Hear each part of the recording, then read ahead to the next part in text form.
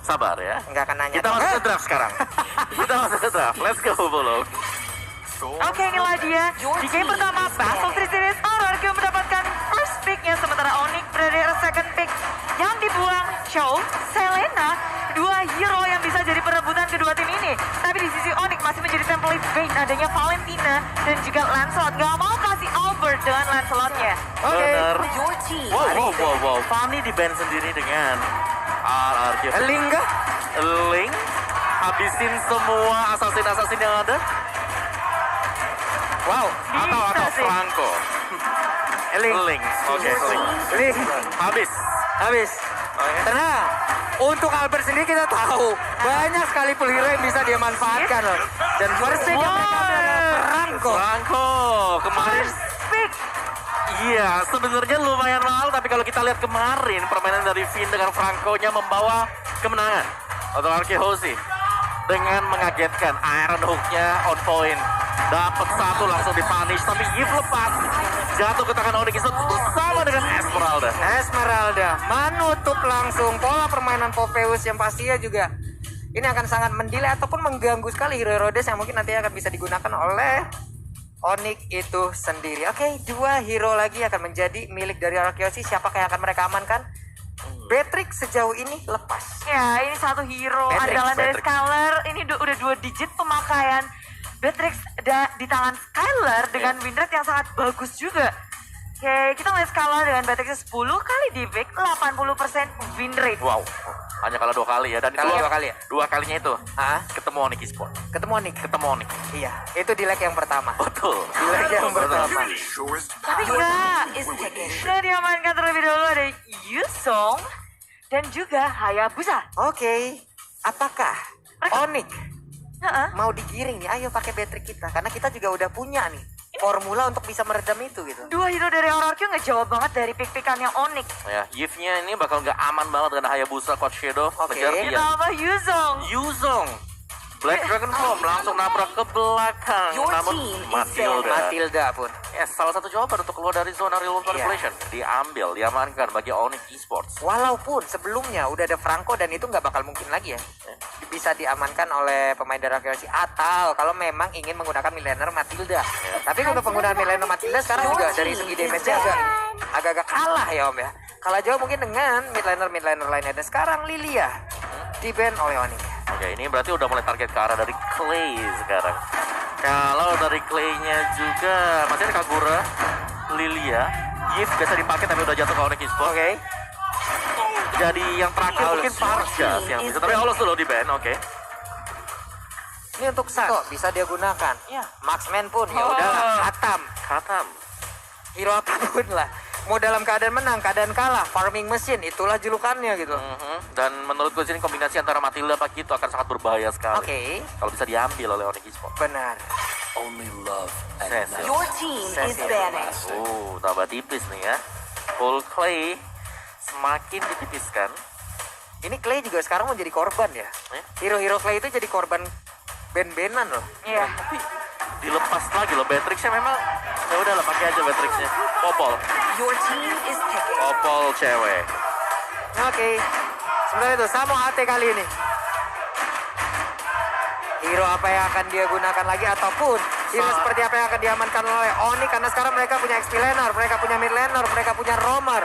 Gold lanernya akan ke arah mana? Melissa kan? Bakal ke arah gold lanernya dulu gak sih? Kalau atau mau surprise pick di terakhir?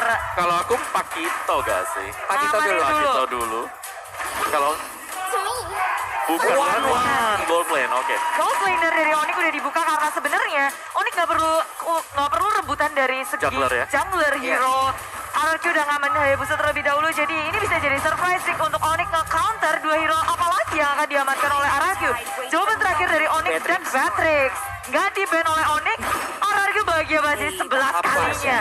Dan Parsha di tangan RRQ. High ground dibalas high ground. Siapa yang terakhir ulti akan mendapatkan positioning yang mungkin jauh lebih baik. Kalau memang tidak di-kill duluan ya. Biasanya. Biasanya kan seperti ya. itu. Oke, dan junglernya akan jatuh ke tangan Barats ternyata. Wow, oke. Wow. Agak sedikit berbeda dari sisi junglernya, tapi Barats Matilda juga adalah salah satu kombinasi ya. Oke. Jadi kombinasinya di sini Barasnya bakal ada heal, dapat efek heal juga dari Matilda ketika ada guiding wind. Dan juga dia bisa diselamatkan dari Matilda dengan guiding wind-nya. Cuman balik lagi, sekarang dari arah Kyoshi mereka punya Franco. Ya. Sekuat apapun, sekeras apapun, punya purify sebanyak apapun, sekalinya Bloodhound nyangkut ya udah. Anteng dulu aja dan itu akan membuka kesempatan untuk hero-hero lainnya bisa memberikan damage tambahan terhadap pemain-pemain yang ada. Jadi sekarang RR Kyoshi versus Onyx Esports udah akan langsung kita mulai Royal Derby di leg yang kedua di antara kedua tim ini. Yes, inilah dia 10 hero yang sudah mereka amankan akan seperti apa implementasinya di dalam Lane of Dawn. Karena ini pertemuan yang kedua, tentu banyak sekali pelajaran yang sudah mereka ambil dari leg yang pertama. Inilah dia pertarungan pertama di game yang pertama. RRQ dan juga Onyx sudah menempati posisinya masing-masing. Dan dengan jungler yang cukup berbeda, yang satu Hayabusa, yang satunya juga Baras. Jadi ada sedikit perbedaan gameplay dari segi junglernya. Oke, perbedaan damage, perbedaan durability. Ini juga beda banget di antara kedua jungler ini. Tapi barusan ada Iron Hook dari Finn yang memang udah kena juga ke arah Kiboy. Tapi Kiboy bandel banget. Dia malah mendorong mundur karena kita tahu Franco setelah adanya Iron Hook ya udah. Hanya abang-abangan yang ke bawah jangkar kemana-mana. Ya, ditahan terus-terusan mencoba untuk jadi badan dari Kiboy. Dan Onyx Esports mencoba untuk ngenakin dari Suns-nya, dari cewek. Tapi early rotation, RRQOC, mereka punya banyak keunggulan dari Hayabusa Albert. Dia bisa ngasih damage yang sangat besar. Melakukan rotasi juga pergerakannya sangat cepat dibandingkan dengan Baras di early game pastinya, Om. Ya, tapi Barasnya di sini dengan Demon Slayer sih. Jadi dia akan memberikan damage yang gede untuk creep jungle. Jadi ini akan ada farming pattern dari Onyx Esports di mana mereka akan main defense dulu. Mungkin lebih karena nungguin one-one-nya untuk jadi. Baru mereka akan melakukan team fight. Kecuali memang kepaksa ya kena Iron Hook. Yap. Jadi untuk one-one sendiri ya selama Nilus of Flower-nya ada, Aman ini dia. nggak bakal bisa ketarik oleh Franco loh. Enak banget dia. Sekalinya ketarik tinggal Nilus of Flower, udah anti CC-nya akan langsung aktif barusan. Dengan Phantom Shuriken, Quiet Shadow maju ke bagian depan, ada First Blood yang berhasil diamankan oleh Clay. Dengan bantuan Albert rotasinya masuk ke area tengah. Samu Hate pun udah nggak bisa berkutik lagi. Dia Flicker pun akan nggak bisa untuk menyelamatkan dirinya. Onyx Esports kehilangan First Blood. Rotasi dari Albert ini yang memang patut dipasang dari early game. Ada Albert dan juga Finn yang bisa untuk melawan rotasi dari atas. Shadow kill terhadap Cewek. Gak bisa bertahan lagi. Dan kill kedua di tangan RQOC. Tapi berlanjut di area turtle. RQOC bisa mengamankan dari sekitar poinnya tanpa retribution yang dikeluarkan dengan satu claim. Maju ke area depan, Black dengan Pom mengusir mundur lini belakang dari Onyx Esports. Maju ke area depan, Falling Star di pop up. Dan bisa mengungsul dari area belakangnya. Tapi R7 gak dapat dihajar pertama di dalam bahaya. Dihajar habis-habisan di Onyx Esports. Wow, pertukaran nyawa antara R7 dan juga Samu Hate. Tapi perjuangan yang dilakukan barusan oleh R7 membuat mereka bisa memenangkan team fight barusan dengan menggagalkan satu real world manipulation. Yes, dan inilah yang menyebabkan ketika kita melihat dari secara statistik perbedaan KDA, permainan yang super agresif diperlihatkan oleh House sejak awal permainan. Yap. Dan dengan kehadiran dari Franco di sini dia ada di sana, dia berdiri hanya untuk bertugas ngedelay. Benar. Kalau memang ketarik dari buff-nya, bagus. Ya Kalau udah. enggak ya enggak apa-apa. Kalau kita ngeliat Franco kayaknya kita bakal langsung bimbang, Om. Seram ya. Ragu mau melakukan apapun gitu loh. Ya. Mau mukul nanti ditarik, nggak dipukul waktu kebuang. Weh, ada lagi Iron Hook tapi nggak kena ke arah siapapun dan udah ada sedikit ya gangguan atas barusan Wesker-nya udah masuk juga ke arah tubuh dari Kiboy-nya. Namun Kiboy masih bisa selamat, ada guiding wind kali ini yang memanggil Wan-Wan. Itu tersisa cuma berapa doang. Sakit ya Wesker-nya ya. Ya. Sakit ya, dengan satu buah Legend Sword yang akan mengarah ke BOD sementara dan cewek juga akan mengarah ke Corrosive Side. Jadi masih saling menunggu untuk kedua marksman ini siapa yang lebih cepat jadi. Oke, dan kedua marksman ini, aduh Iron Hook-nya dikeluarin lagi tapi belum ada target yang berhasil didapatkan. Swallow Pets pun berarti sekarang keadaan ataupun posisi dari VYN mau dia di dalam rerumputan pun akan terlihat dengan 3 weakness yang ada di dalam tubuhnya. Ya, ini Finn ada di mana-mana ngasih rotasi dan Bloody Hand dikeluarkan dengan sesuatu damage yang besar. RRQ Hozi berhasil menangkap Kiboy yang berotasi. Wah, udah nggak bisa lagi masuk rumput sembarangan ya. Jangan anggap rumput yang tidak bergoyang itu tidak berbahaya. Yes. Ada Franco di dalamnya ya. Ya, dan lihat bagaimana tadi penggunaan skill dari Arkeosi. Karena mereka yakin mereka bisa langsung dapetin satu. Mereka all in di sana. Yap, langsung aja Matilda menjadi korbannya. Turtle pun kali ini tanpa adanya kontes akan berhasil diamankan oleh RR Kyoshi. Cukup slow tempo yang dipermainkan oleh kedua tim ini karena Kiboy melihat dari kejauhan mencari targetnya, sementara dari arah yang lain Iron Hook-nya geregetan ngelihat, tapi ada satu guiding win lagi pergi dari yang tersebut. Swallow Pad pun dikeluarkan, hanya saja untuk cewek one-one yang nggak bisa maju ke bagian depan di mana ada hambatan yang memang tepat berada di depannya. Dan mereka cepat banget ngedapetin satu objektif di area top lane. Udah nggak cuma goldennya doang, tapi satu turret yang hilang. Itu apaan? Lagi barusan Rennernya juga masuk lagi untuk sniper damage yang luar biasa. Tapi itu sekarang ada lagi Bloodhound yang mendapatkan langsung karena Samoa tidak bertempur kembali pecah. Albertnya berhasil langsung ditabrak dengan satu TNT, tapi dengan shadow kill dia menyelamatkan dirinya, menambahkan lagi damage-nya. Tapi Albert berhasil didapatkan. Bahkan untuk kali ini dengan ada lagi crossbow tank yang memang sudah aktif, hanya ada Albert yang berhasil diambil. Ya, menukarkan diri dengan Samoa saat Onyx Esports berusaha untuk mencari keuntungan dari war yang terus-menerus dipaksa oleh RRQ Hoshi. Di area tengah, Albert udah gak bisa kabur lagi. Mereka mempunish Albert. Waduh, Albert sempat tadi ya. Dengan shadow kill, dia keluarin, mencoba untuk bisa mendapat point kill. Tapi gak ada kuat shadow-nya. Tapi nggak ada. Nggak Dia bisa kan kabur ngomong lagi. tepat berada di area tersebut yang hilang Ngumawa. Ya udah usaha terakhir juga tadi sambil menanti siapa tahu teman-temannya bisa cover di belakang dan gak ada cover sama sekali juga. Dan Onyx Esports mereka sedang berjuang kali ini untuk bisa back on the game karena sudah kalau kita lihat di sini Finn-nya yang cukup menakutkan ya karena dia selalu berada di posisi-posisi yang tidak terduga. Nah, dengan Bloodhound-nya. Bukan Iron Hook kalau untuk game kali ini, tapi Bloodhound-nya. Bloodhound. Dia ngumpet, ada yang lewat langsung dipeluk. Itu dia Bude, langsung lo kan barusan aja kita omongin langsung aja ditarik lagi dengan Iron Hook tapi belum ada Bloodhound-nya. Mereka masih menahan juga mencari sasaran yang lebih tepat. RQC di menit yang ke-6 terlihat superior dengan network yang mereka miliki 2.500. Dari habis ada beberapa item yang lebih unggul. Belum lagi ini kita ngelihat dari Albertnya level 10, Sans baru level 9. Belum ada pergerakan yang berarti dari Onyx Esports. Mereka hanya menjawab apa yang dilakukan oleh RRQ Hoshi. Oke. Sansnya stack 25, pasif biganya tapi Turtle berhasil langsung didapatkan. Jalan-jalan ke Bekasi pengen Turtle tapi kan dikasih, itulah yang barusan terjadi antara Onyx Esports versus RRQ Hoshi. Dua kali dapetin Onyx dapetin satu, tapi dengan ini Onyx masih berusaha untuk mengejar ketertinggalan network, mulai berotasi secara bersamaan. Kalau sendiri-sendiri nge-split full, berarti itu akan ngenakin RRQ Hoshi. Waduh Bude, hilang sudah wadnya Bude. Middle of Flower pun tidak akan bisa langsung menggagalkan dengan ada Bloodhound-nya. Namun Renner barusan snipernya nggak kena ke arah siapapun. Balasannya itu berdua tumbang di tengah-tengah sungai, ada cewek dan juga Finn. Untuk RRQ Hoshi menumbangkan Finn, kehilangan Finn bukan menjadi masalah, tapi cewek ini akan menjadi masalah yang besar untuk Onyx Esports. Ya sekarang masih butuh waktu ya, butuh gold juga dan Bloodhound di sini nggak akan bisa di cancel oleh Needles in the Flower. Iya, nggak bisa. Needles of Flower hanya berlaku untuk Iron Hook tapi tidak untuk Bloodhound.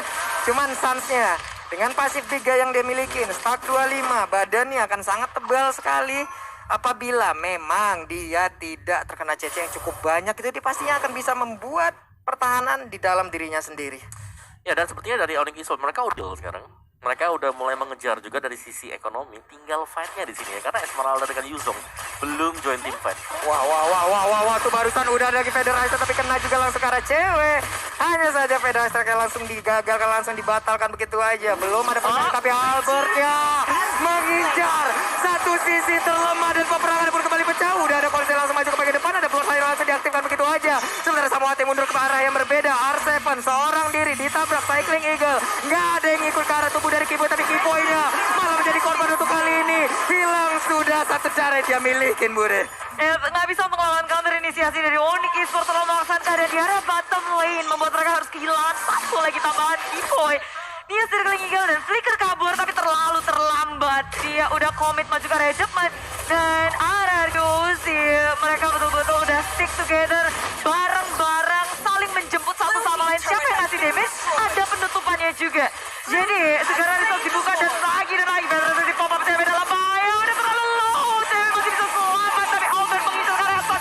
Kareli di belakangnya Onyx mundur secara teratur tapi Sans menjadi korban. Wow, dan cewek pun selamat dengan satu WWN di dalam tubuhnya. Barusan ada Shadow Kill juga yang udah nyenggol ke arah tubuh dari Wan. Cuman RRQ Hoshi kali ini terus memberikan sebuah serangan yang membuat Onyx sulit untuk berkembang nih. Yes, dan player scout oleh Livin by Mandiri Albert Skylar di sana. Wow. Dua pemain yang bisa memberikan burst damage terjadi lagi. Itemnya mereka cepat jadi. Mereka bakal bisa menggerus untuk mendapatkan point kill. Dan dari sisi itemnya juga Albert, Yodi udah siap. Endless battle sebentar lagi akan menyusul. Itu Rennernya masuk lagi, snipernya masuk lagi. Skylar terus-terusan berulah. Ada konsel juga udah diaktifkan. Swallow Pad dilemparkan, terkena ke arah Finn. Ada 4 weakness point di dalam tubuhnya.